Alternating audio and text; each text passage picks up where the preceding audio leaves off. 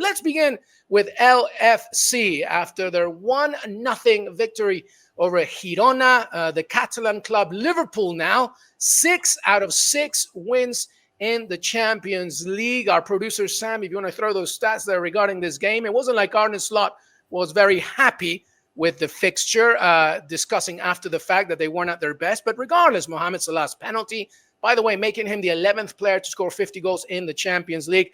62% possession for Liverpool, all those shots, regardless if it was a gritty affair. But Liverpool, perfect. 6 from 6. Janusz, Michallik, can anything stop Liverpool right now? 6 from 6, looking very happy indeed, specifically in the Champions League and the Premier League. Yeah, I mean, where do we start this? If we want to stay away from the minutiae of what may or may not happen in the world of football and, in the Premier League as well. So, of course, there are many things that could. But really, this is a perfect situation at the moment. A team with I would argue, one of the best, the best balance in the Premier League and maybe even in the Champions League. I mean, really, short of Mo Salah getting injured long term, knock on wood, right here.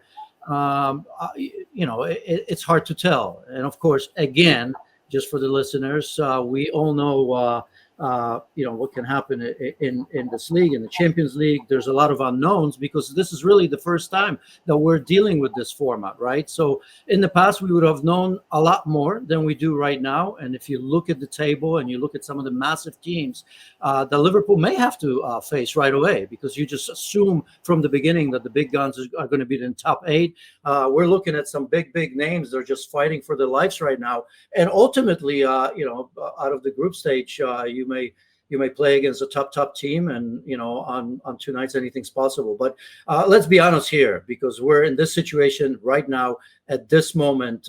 Liverpool are in a perfect spot. A perfect spot, perfectly described there. Absolutely, 6 from 6. Also, by the way, 4 points ahead of Chelsea in the Premier League with a game in hand due to the fact that they didn't play in the weekend as the Merseyside derby was postponed. But Beth, I mean, listen, this is actually also Arne Slot, the first manager to guide an English team to 6 straight wins in the Champions League. I mean, it's just unbelievable. Let me ask you this straight away. Can anything slow them down? Can anything stop them, barring, of course, injuries? How do you see this club so far, the sentiment around Liverpool and how well they're doing under their Dutch manager?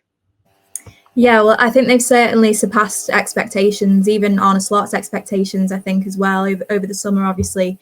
Losing Jurgen Klopp, who became a real icon of Liverpool Football Club, became more than a manager, really. He embodied the whole city and everything that Liverpool as a city and a community stands for. So replacing him was no mean feat, and I think people anticipated there would maybe be some teething problems.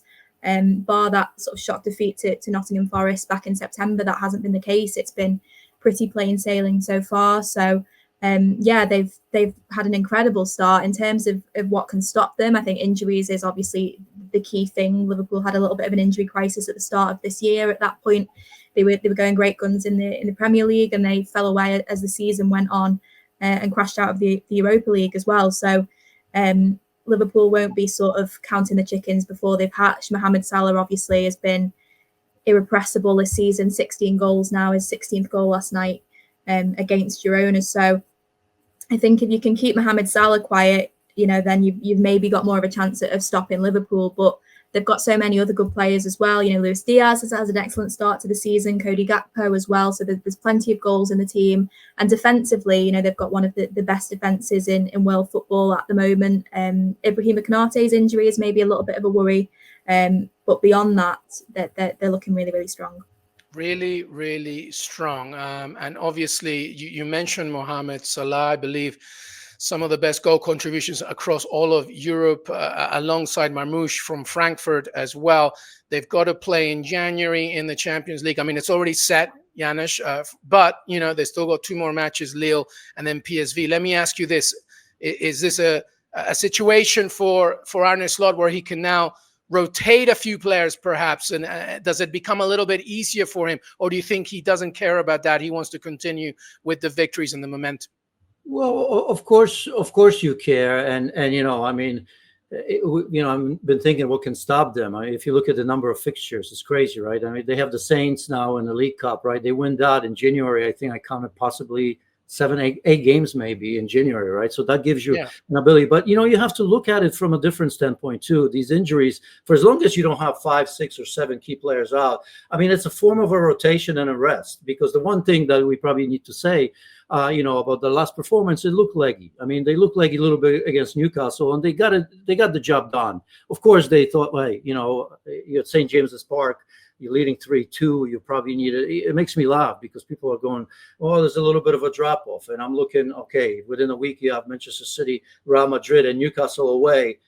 You drop 2 points. I mean, you pay for that. No questions asked. Then you go to Girona. And yes, they look leggy in both of these games. But, I look at Konate. Yes, he's injured, but, this is not going to be long term. So in a way, he is resting. So that's a positive, right? You look at McAllister not play against Girona because of the cards. Well, he can use that because that midfield is putting in miles. And you saw that from Gravenberg just a little bit, right? So who knows? Maybe the game against Fulham or Southampton for sure, you give them a chance. So these rotate, look at Alisson, right? I mean, he was gone for 2 months, so you couldn't tell. And then he comes and man on the match, you could say. I mean, incredible performance to get thrown right back into it and kind of, knowing that you can, of course you can count on your number one. So I think all of that rotation is important. It's been happening, and that's out of necessity.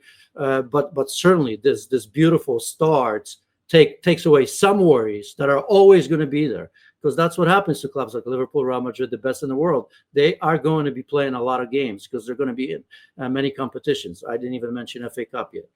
Yeah, 9 matches in December. You mentioned even just one less in January. There's a lot going on, of course, in the Premier League, Champions League, Leagues Cup, the FA Cup, as you mentioned. But Arne Slot is the kind of manager that doesn't care about the conversation. He's just going to focus on the next match in hand, the details. Let's go back, Beth, to Mohamed Salah, Liverpool's golden son. You mentioned the contributions, by the way, tied for the most in Europe. I mentioned 50 goals in the Champions League, including qualifiers for him now. 32 years old, he is just ridiculous. But on the outside surface of this, Beth, there's also the conversation about a contract negotiation with the hopeful. Well, we'll see. Obviously, if nothing is done from New Year's Day, he can talk to other clubs. He becomes a free agent in the summer. What is the latest there with Mohamed Salah? Because, I'm just talking about Mohamed Salah, but there's also Trent Alexander-Arnold and Virgil van Dijk. But let's focus on Mohamed Salah. What is the latest on him? I mean, there's been so much conversations about whether he's staying, he's going. What's going on?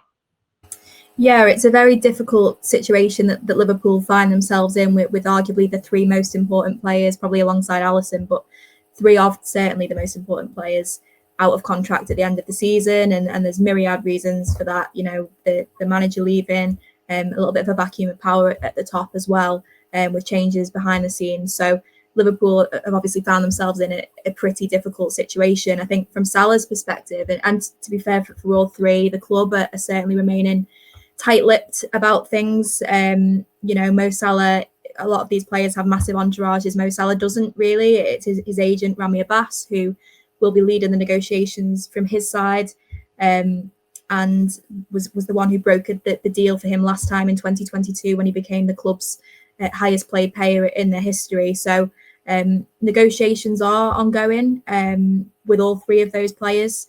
In terms of concrete updates, they're very few and far between at the moment. As I say, the club are being pretty cagey and tight-lipped about it, as you would imagine. They don't want to be in this position with so much speculation over the future of 3 of the most important players.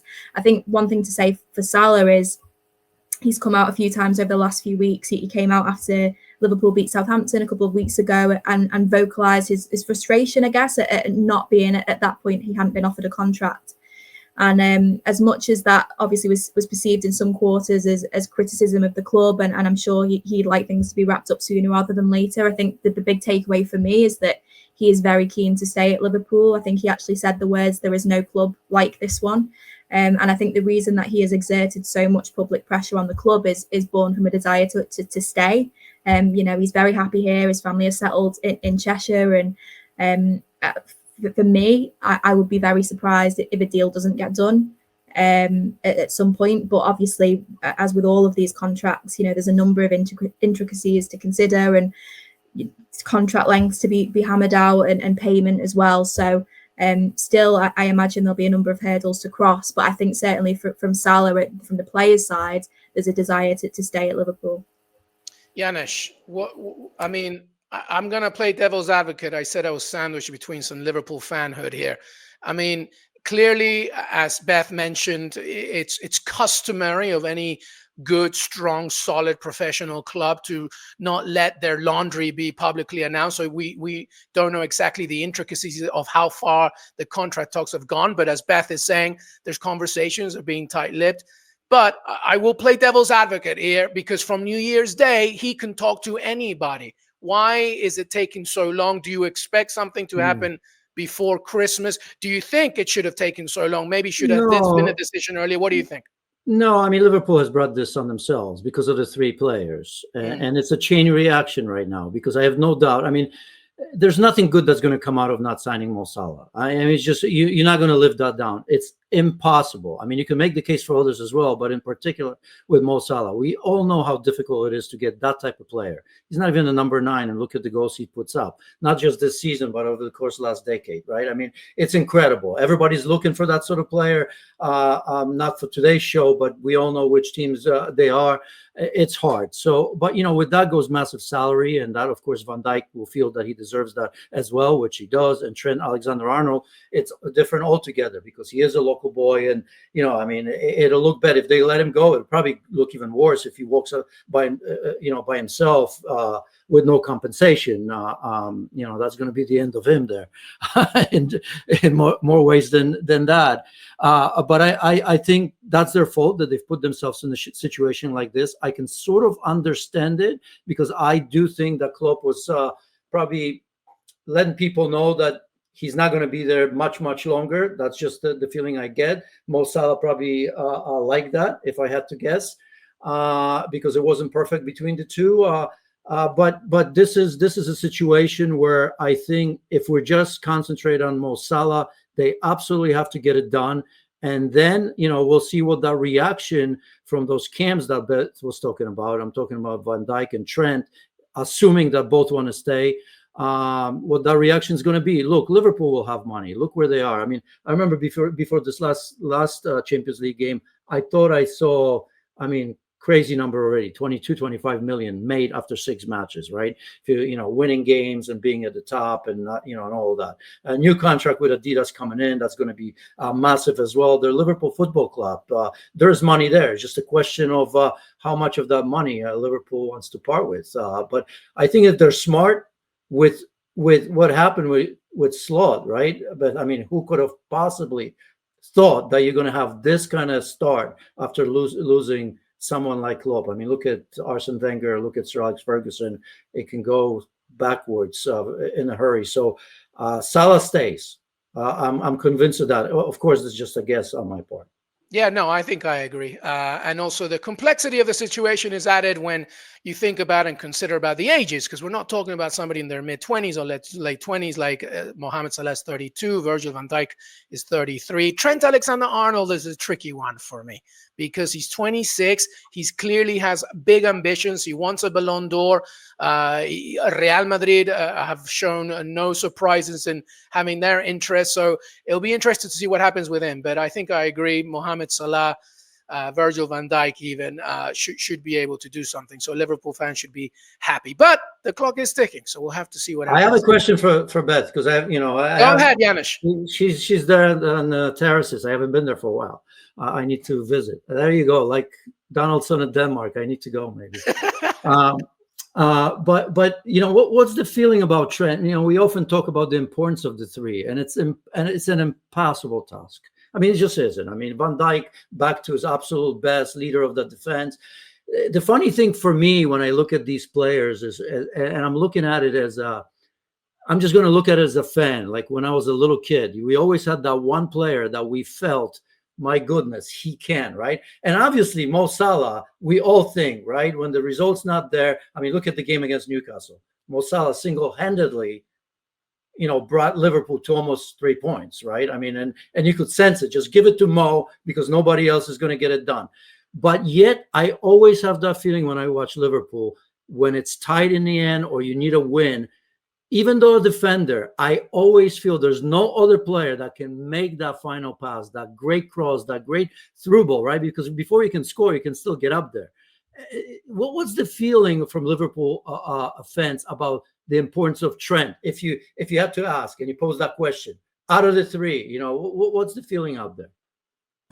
I think it's a really divisive subject at the moment. I think it is notable how Salah has come out and voiced his desire to stay at the club, really, and he's spoken very fondly about the club in interviews over the last few weeks. Virgil van Dijk has sort of done similar, whereas Trent has been pretty quiet on it. He spoke to the media after Liverpool's win over Bournemouth earlier in the season, and he sort of said, this is a club I've been at since the age of 6. None of my other contracts situations have been played out in the media, and that's not going to happen this time, and that is completely fair enough, and he's obviously wanting to respect the club, but it's a very difficult one. I think he is the one in a lot of ways who it would sting to lose the most for a number of reasons, really. I think, first of all, as you say, he's a little bit younger, so he's got his sort of best years ahead of him, I guess. And also the fact that he's a real asset to Liverpool. If he had a couple of years left on his contract and someone came in to buy him, that he'd be commanding a fee of probably 70-80 million as a minimum. So Liverpool, in a way, are losing out on that money, or they will do if he leaves on a free transfer, certainly. So I think that leaves a bitter taste in the mouth for a number of fans. I think as well, it's quite hard when you're a fan to separate sort of your emotion from the business side of football. And I think as a fan, you look at that and you think Liverpool's record against Real Madrid over the last couple of years hasn't been particularly great. There's no love lost between the two clubs. And I think it would hurt a lot to see him go and play for Real Madrid, if indeed that is what he ends up going to do. I think you also have to look at it from his perspective. He's an elite athlete approaching the peak of his powers, going to Real Madrid, irrefutably the biggest club in the world, and would elevate his platform as an athlete as much as it would perhaps enable him to win more trophies on the pitch as well. So it's a really difficult situation for him to be in. The club, obviously aren't immune to criticism for letting the situation get to the point that it is at now. But yeah, I think it would certainly hurt for a lot of the fan base if Trent were to leave on a free transfer next summer. Yeah, it's a good question there, Janusz, and a good answer, because as we began here, TAA is a complex situation given his age, his complete influence as a player, because he's so unique too. This is not a prototypical right back, and obviously the interest from other clubs. So stay tuned on this one. Mohamed Salah, Virgil van Dijk, Trent Alexander-Arnold. But as far as Liverpool is concerned, 6 wins out of 6 in the Champions League, top of the Premier League table, 4 points above Chelsea with a game in hand. As of right now, it's looking very, very nice. Beth, Lindop, thank you so much for being part of our first show. Thank you so much, Beth. Thank you for having me. It's been a pleasure.